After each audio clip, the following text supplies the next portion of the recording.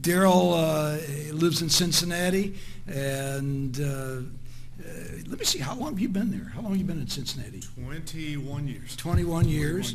He's a plant manager of a steel company there. Want him to explain a little bit of what he does. Also, you were born in Jacksonville, Florida, and how did you come to know the Lord? Well, good morning. First of all, thank you for inviting my dad here. My mom especially thanks you for inviting my dad. Any opportunity to get him out of the house for a few days, she's particularly thankful for that. No, I'm kidding. First couple comments about my dad. You know, he loves doing this. He will want to know every one of you and want to know everything about every one of you. So he is annoyingly friendly. I will go ahead and warn you. But he loves getting to know you and getting to know your prayer requests, and he will absolutely pray for you. And I'm very fortunate to have godly parents such as my mom and dad who both do that. So I am just his mode of transportation of getting him to you today. So that's the only reason that I am here. So I'll go back this afternoon. But he and I both have enjoyed the sport of aviation and flying, and I remember going up with my dad when I would have to bring 2 Sears catalogs. How many remember the Sears catalogs? It's all online anymore, but 2 Sears catalogs and a pillow. And then I could see out the window. So we've enjoyed that for a long, long time. But born in Jacksonville, Florida. Moved to Alabama when I was 4 or 5, right before starting kindergarten, and grew up there in Alabama until I went to college, and went to college at Tennessee Temple. University in Chattanooga, and from there went directly into the steel business, working for a large national metal service center called Ryerson Steel. Stayed there for 8 or 9 years, moved into outside sales down in Huntsville, Alabama, and then got recruited to come north to join a different company. So been in Cincinnati now for almost 22 years next year.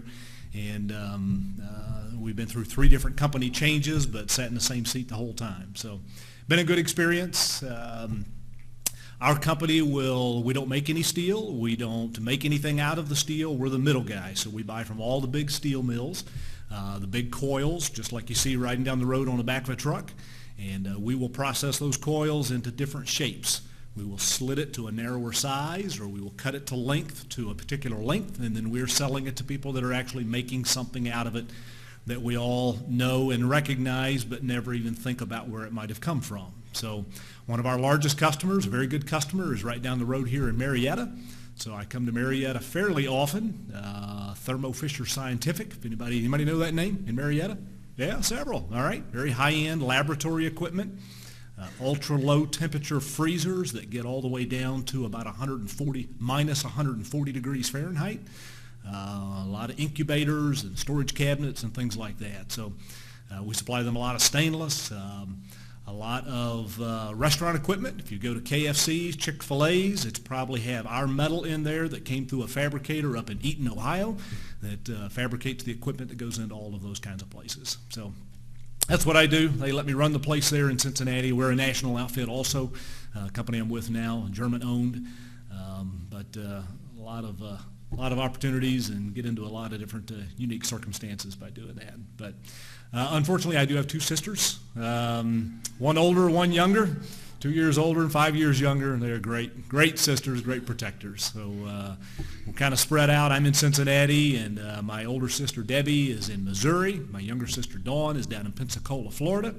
So we kind of have Oxford, Alabama surrounded, although by a distance. And whenever we can get back together and enjoy each other, we all have fun doing that. But I've got 3 kids. My oldest is almost 24 and 21, and then a freshman in college, 18. So love them to death. Alrighty. Well, I won't take up all of my dad's time because he will probably go over time anyway. So thank you. Good being with you. When it works. When it doesn't work, you've got problems all the way through, and I understand that, especially with our radio stations. That's a whole nother ball game.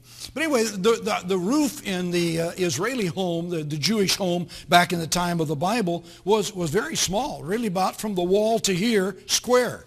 And you would have an area where sometimes at night they would even bring some animals in just to protect them. Somebody would steal them, but then people would live on an elevated area here. The roof was a very important place because there was a stairway going up the roof, and in the cool of the day, when the sun was going down, many times did people go up there and they would eat their meals and whatever on the roof of the Jewish home.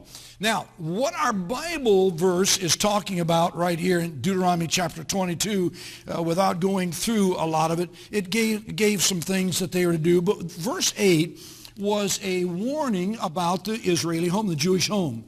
When thou buildest a new house, then thou shalt take a battlement for thy roof, that thou bring not blood upon thine house and any person fall. A battlement, what's a battlement? A battlement is a railing. This is a small railing here, but it would have, you need to have a railing around it. Now, we're used to OSHA codes and all of that, and some of those codes are totally crazy today. But back in the Bible times, he said you need to have a battlement around your roof so that your family, when they go up there in the evening time, will not fall off the battlement. There needs to be some guards that's placed upon that battlement for that. And I began to think as I came across that verse in Deuteronomy. I'm going to stay with that idea, but I'm not going to go back to the text of Scripture right here. There are four purposes for which the rooftop was used. Number one was it was a place of rendering service. It was a place where you could give service. Rahab was dyeing fabric on her rooftop when she met the spies coming into the land right there. And everybody in the family needs to have some kind of job around the house. She was rendering service by dyeing wool upon the rooftop. What kind of jobs do we need to have? Do you know, I'm working with young people in our Christian school as well as in our church. I'm bothered with what I see being produced out of young people today. How many of you folks are supervisors or you work other people outside of my son? Who else is, okay, got some hands around here. I'm hearing from supervisors, people saying they hate hiring new people because they don't know how to work. You know, moms and dads, I feel like we're failing somewhere. Grandparents, I feel like we're failing somewhere here. I realized many of us were raised in a different generation that you were taught how to work. You had jobs that you had to cut the yard. You had the jobs that the girls had to wash clothes, iron clothes, do things. Today, all of that is being done by parents or by grandparents, and kids no longer have to do that. Now, I realize there's some young people in there saying, yeah, but you don't know my mom and dad. They have me doing those kind of things. Good. Good. If you have a mom and dad that's teaching you about washing the car, how to get out and vacuum the car, vacuum the house. Do you realize kids today do not do that? We're raising a generation of young people that it's all done for them because, oh, man, I got to make it easier for my kids. Don't do that. You're messing their lives up when you do that. They're going into a whole generation that they do not know how to work at the Dairy Queen, at the McDonald's, at the whatever. You talk to the people that manage those places, and you'll find out how hard it is for them to find young people that work. They want to stand around. They want to make money, but they don't know how to work. Now, I think we are the ones responsible for that. We grew up in I didn't grow up in a hard generation, but I hear some of my folks, some of my older people for Christmas, do you know what they receive for Christmas? An apple or a banana or a pencil. And that's all they ever receive for Christmas. Boy, today, and I'm guilty of this too, we lavish things upon our kids and our grandkids. I'm not so sure that's a good idea, and I'm not trying to tell you don't do that. I'm just saying pick and choose. Don't lavish a whole bunch of things, because when you do that, the kids will eventually not play with a toy. They'll play with the box that the toy came in. You know what I'm talking about? And because they've had so many things lavished at them at Christmas time. People If you've got a child that's been asking for a certain thing, I want this toy truck, or I want this BB gun, or I want, and of course, got to be careful with that. But I want whatever, and they've been asking for that for a long time, they'll cherish that item. But if you just give them a bunch of things that's just now been advertised on television, and they saw that on television, they'll never appreciate that toy. Now, there needs to be some battlements that we build in our homes. And one of those is I'm training my young people, I'm training my children that they know how to work. They know how to cut the grass. They know how to pull weeds. They know how to pick up papers in the yard. They know what to do whatever. Give them some jobs, even as a young child. Give them some jobs that they can learn how to work and what to do. I'm building a battlement because I'm protecting them from the future of what they need to get into. And I'm working with them on this. I am not a cook. Thank God I'm married to a good cook. If you've got to come to my house and survive, you're not going to be fed well. If I'm doing the cooking, I can boil water and I can cook hot dogs and I can fry an egg, and that's about it. I probably would even burn cold water, but you just in trouble with that. But our kids, I can remember before going to college, my mother made me learn how to iron, and I had to iron all the shirts in the family for a while. Now, was that good for me to learn? Yeah. What about washing clothes? I hated doing that. I said, Mom, I'm going to eventually get married. She said, but what happens if your wife gets sick and she can't do it? Good point. Out planting some flowers in the yard. Oh, my wife is so good at that, of planting flowers and having flowers. She's just already put in pansies because that'll survive the winter in Alabama, and she had just completed that this past week. But you think about washing clothes, you think about ironing, you think about mending. Last week, my wife was working and did not have time, and I sewed a button on a suit. Now, where did I learn that from? I learned that from my mom that made me do some mending before I ever went to college. Now, at that time, did I enjoy that? I thought that's terrible. Why in the world am I doing that? Well, my mom was putting some battlements in my life. She was putting some guards in my life of something I may have to learn to do and need to know how to do as time goes on. I can remember my dad teaching me how to work. Back when I was cutting grass, it was, this kind. You had to push it. But I can remember the first lawnmower, the powered mower. It was still a reel type mower, reel to reel, but it was powered. And I can remember doing that, and I got summer jobs cutting people's yards, doing that, earning money.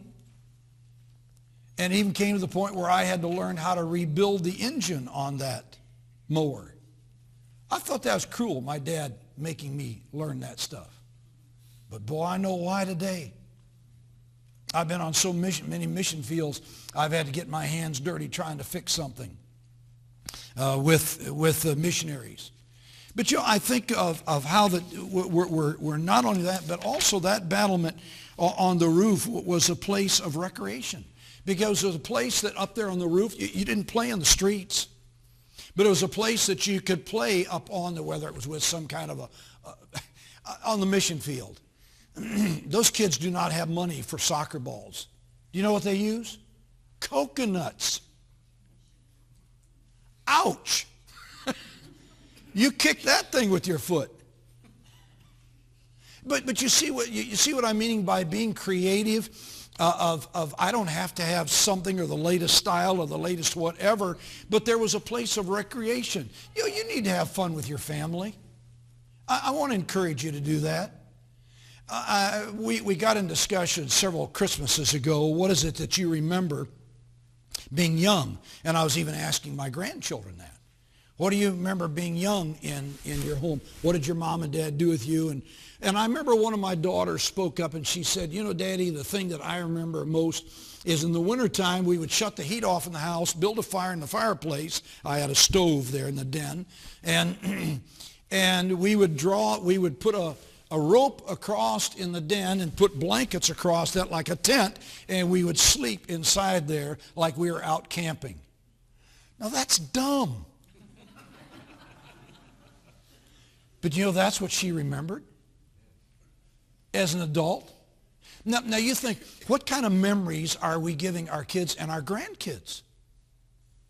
Is it just that they come over to our house and we fix this fancy pie or cake or some desserts, some snacks, and that's what they remember grandma doing, grandpa doing? You need to have some memories. Some of you guys like to go fishing. Put that into the hearts and lives of your kids, your grandkids. I'm not a fisherman. I wish I knew more than that. My youngest son-in-law lives in Pensacola, Florida. That's Escambia County. If you have an alligator in your yard in Escambia County and you call the 800 number, it rings his phone. He goes out and gets, have you ever been with him, Daryl? I have not been with him when he did that. I think he's nuts. He uses some kind of a fishing tackle that puts chicken on the end of it and goes out and hooks the alligator and brings that alligator in. And I said, who gets the hook out of his mouth? He said, I don't. They cut the line and they get on the alligator, tape his mouth shut, and they now have some of them in a pen. I don't remember how many of them, but others he'll dispose of, kill it, and sell the hides for making shoes and making people make purses and whatever out of alligator skins, things of that nature. But all of the fun he has had, he's a hunter also. You go into their house, and their house is lined with deer heads, and he's got full stuffed bears he's killed, foxes, turkeys, an 11-foot alligator that's stuffed in his living room. But think of what he's putting into the minds, his hearts of his kids. They know how to do all kinds of stuff with that. Memories that our kids are learning to do. It's not all done by mom and dad. It's not all done by grandparents. It's something, and that's a battlement, is a place of recreation, something that we could do. See, in our minds, we're thinking, now I come from Alabama, Auburn territory. So for recreation, we're going to take our kids to an Alabama or Auburn game. Well, yeah, that's fun, and that's something you did. But what did you do out in the yard playing football with your kids? What did you do out in the yard? I told my wife when our kids came along, I said, I don't care. We want a nice yard, yes, but I don't care if there's a baseball diamond that's embedded because of kids running bases out in our backyard. I don't care if they ruin the grass out there. I want them playing at home where I can see what they're doing, how they're doing, and I want to play with them. And to have that caring for an animal. They want a cat, they want a gerbil, they want a dog, my kids had some ponies. And learning how to take care of those animals, wow, is that important. Because now they have to think in their mind, has Bootsy been fed? Has been taken care of? Well, what about out at cold at night when it's real cold? Do we have to take care of the dog, bring it into somewhere, keep it in a room, in a closet, a laundry room somewhere? What do we need to do? Or into a garage area? Recreation is something you're teaching. Not only that, with recreation, I think that we're teaching our kids how to win, but how do you act when you lose? Hey, you're playing checkers with your kids. Don't always make it to where they win. Now, yeah, it's fun for little kids that they do win, and you could put your checkers in just a place where they can jump you. But they also need to learn how to lose. That I don't get this poochy lip disease.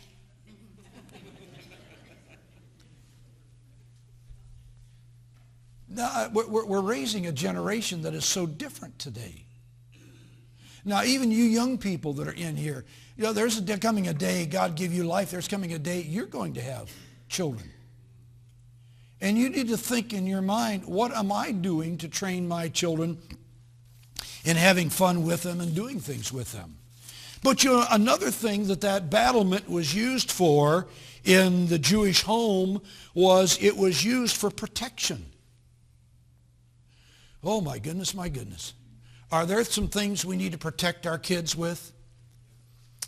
Let me tell you something.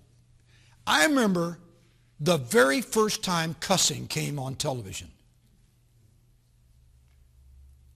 My kids are seated out in front of me. We're in the den. My kids are seated out in front of me, and we're watching a television movie, and all of a sudden somebody used a cuss word. Here's what they did. Turned around and looked at me. I didn't cuss. Talk out loud to me. What were they looking for? My reaction. What if I would have just said, oh, kids, I'm sorry, and just kept watching it? I realized right then, if my reaction to them cussing was, don't do anything but just keep on watching the program, it meant that cussing was all right. Now, since that time, I've got a rule in my life. If cussing comes on a program, it goes off and it does not come back on. Now, I promise you, if they cuss, it'll be at the most interesting time of the movie. Am I right? It's when the action's going right there. But if they're going to cuss, I'm sorry, I'm just not going to watch the movie. Now, why did I have that in my life? Because I realized I'm training my children on some kind of reaction they need to have when wrong goes on. What happens when a guy cheats on you? See, in today's programs, you always end a date in the bedroom. Oh, what a great teaching time, folks.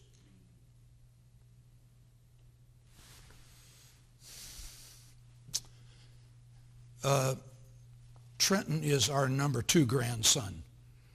We have 6 grandsons, 3 granddaughters.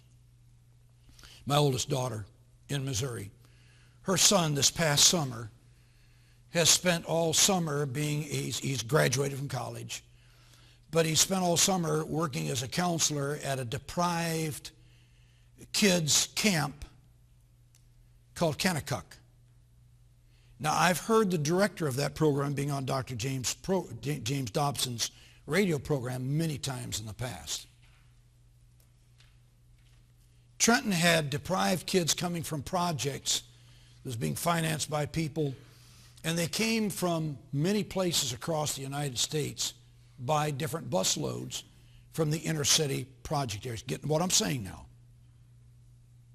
His job was to work with 14-year-old boys all summer long, a week at a time. 14-year-olds, next week 14-year-olds, next week 14-year-olds from inner city areas. He said, Papa, I still have yet to find a 14-year-old boy that has not had sex.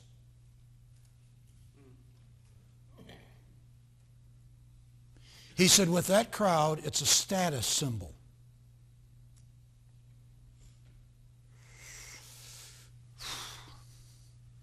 You know, that's a thing of our day and time that young men, young women has seen it so much on television. Now I need to practice that in my life. Oh, no, you don't. Do you know what, folks? Sex outside of marriage is not going to give you the fulfillment of sex in marriage, and I'm not getting any deeper than that. Sex outside of marriage is just something to satisfy, but there's no enjoyment. God made us that way. Ooh, I'd like to spend some time later on at another time talking about that. Not going deeper. But God made us in such a way that we can enjoy each other when it's in the bonds of marriage and it's in the bonds of love, not lust. In the bonds of lust, there will never be fulfillment. It ends up being a status symbol. It ends up being that I had sex with somebody. And I promise you, girls, those guys will go back to the locker room and they'll blab about who they had sex with and they'll defile you. It's just something built inside of guys. So I need to build a home with battlements that there is recreation, but I need to have a battlements that there's protection that's there. What kind of protection needs to be with my family? Now, I don't care if I'm called old-fashioned. I don't care what they say about me. Let me drop another one on you. When my girls would have a date, I had the boys call me and ask for the date. Now, why did I do that? Because there were some boys that they knew something about that they did not want to date, and I wanted to be the booger man, not them. And I handled that very discreetly. When the guys called me and it was not what I felt was right or what she had said, the girl, either one of the daughters, I just said, guys, let's hold off for a while, or, let's think about that for a while, or I don't know that we're ready for this, or what, and I made up some kind of excuse. But you know what I was doing? I was placing a battlement around my daughters and bringing some protection into their life. Well, I'll tell you what, guys, I'll tell you what, dads, you must have some kind of relationship with your daughters. I'll get into several illustrations this week. I'm chaplain of our police department. I was asked if I carry a badge on me, works in my verification of my wallet. I can get into the police station with this, like a credit card, and go. I can't get into the jail section, but could get into everywhere else. Could get into the chief's office with us. But he's the one that asked me to do this. It's been about 2 months ago. I ride with the officers every third Friday. And I ride with them a couple hours one shift, a couple hours another shift. And I just started on the 6 o'clock shift. And we went out and were called back in because somebody wanted to file a report. And we happened to be in that zone, working in that zone. There's 8 zones that are in our city of Oxford. We happen to be in that zone that takes paperwork. Came back in, and here's a lady that worked for Papa John's Pizza. Went into a room, and I sat right there with them. I've got a badge that I hang around my neck. Sat right there with them as the officer was filling out the report. And she said, I'm here to file a report that my live-in that I'm living with has just threatened my life an hour ago. Hearing the story, I've got to hasten my story up a little bit right here. Here's a lady that is 34 years old, has 3 children by another man. She and this guy work together at Pizza Hut.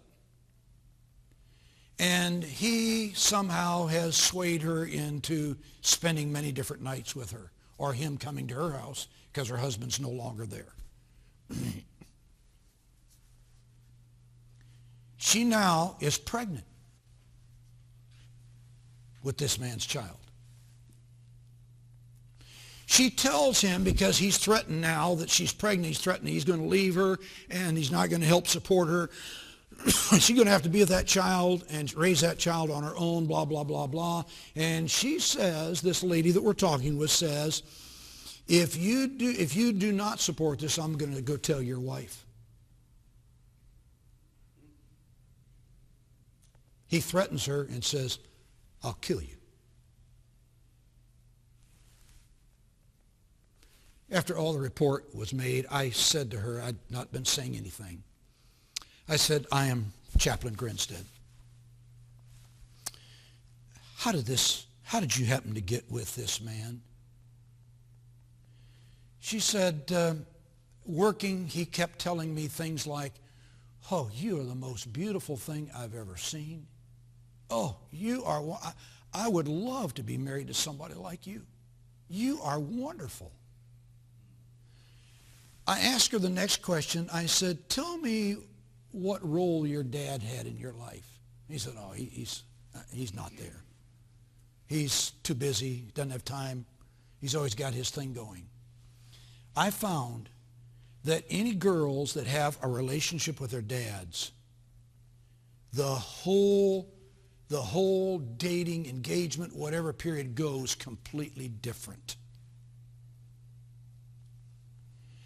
Guys, if you've got daughters in your home, you spend time with those daughters. I got a 53-year-old daughter that when she comes home still gets in my lap, puts her arms around my neck, and sits there a while. What's she looking for? She's got a great husband. She's looking for that relationship with her daddy. Guys, if you've got girls, grandpas, if you've got granddaughters, you make sure you tell them you are the greatest. You are the prettiest. You are wonderful. You put that into their life to where, because a girl is looking for some guy to say that in her life. See, that's a battlement. That's a guard. That's a protection I'm placing in my family. You be that person to meet those needs in the life of your daughters, your granddaughters. Let them know how special they are. Pick at them. Have fun with them. Pinch at them. Do whatever. But let them know they are wonderful, because what you're doing is you're building protection, a battlement.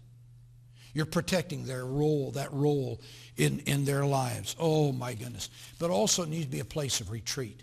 That was the place to where you found that so many of the Old Testament people would go onto their rooftop and they'd spend time with God. It needs to be a place of prayer. I need to have a place in my life as a place of prayer. Oh, people, don't go throughout your day without praying for your family. I'm not just saying, oh, God bless my kids, God bless my mate, God bless my grandkids. No. That doesn't mean a thing when you say that. How do you want God to bless them? How do you want God to protect them? What do you want God to do when they're in school? Boy, does that bring up something. Schools. What do I want done with my kids, my grandkids? Let them know you are praying for them. Almost every Sunday, my youngest daughter will email me. I leave the house at 7 in the morning and go and get things in my own heart and life and right and just whatever at church. And we have Sunday school at 9:45 instead of church. But she will always text me and say, Daddy, I'm praying. I've already prayed for you today. Now, what do you think that means to me? I need to have a time to where I pray for protection with my children, protection for my wife. I need to have them where they even hear me pray for them. Oh, we have watched God do so much through prayer. You have too. But the problem is we just don't spend the time in prayer like we need to. But see, that's a battlement. That's a protection that I'm giving, that I'm placing in their lives, that I'm placing in the life of my family. Yeah, I know it's time. That's somebody just clearing their throat. That's all that was. But you think about when the laws were given there in Deuteronomy to build a battlement. What kind of a battlement is needed in your life? What for? There needs to be that recreation battlement. There needs to be that battlement to where they learn how to work. There needs to be that battlement of prayer where we spend time praying together. God, do a work in the lives of my family. Father, I thank you that we could have our minds challenged, because just even me speaking re-challenges my mind, puts things in my mind of what needs to be there. Oh, our families are our greatest possession. Greatest possession. And I pray for your help. Undertake for these young people. Oh, they're growing up in such a weird world. Oh, my. Because our world today is making wrong right. And the things that are right are made fun of.